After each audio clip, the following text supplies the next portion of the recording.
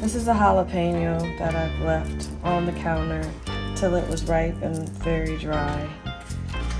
You want to make sure when you save your seeds that you're using fruit that is definitely mature. You don't want to use immature seeds as they won't sprout next year. But saving seeds from peppers is really simple. Just open it up, scoop out the seeds.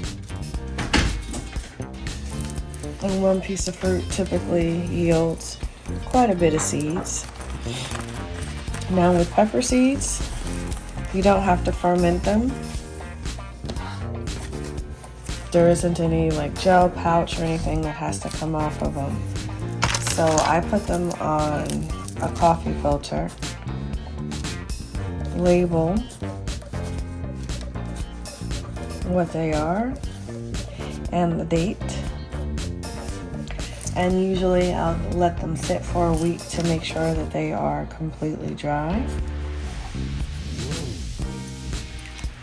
And then once they're dry, I put them in an envelope.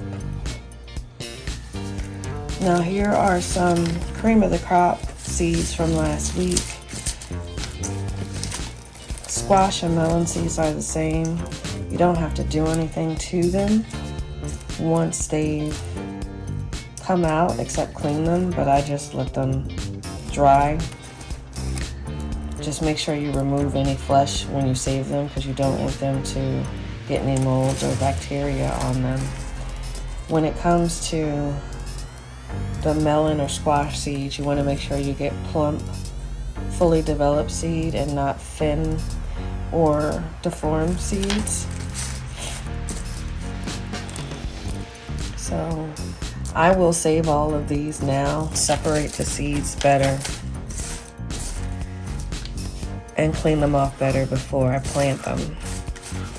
I'm not too concerned with it ahead of time, but that's just me. So the turmeric from last week has grown quite a bit. It's looking good. I had to raise the light a little bit so that it wasn't touching the light. Nothing else has come up or sprouted yet, which from when we checked it makes sense because nothing had any roots showing. But this sprout is looking good. The pineapple seeds are in here in their humidity zone.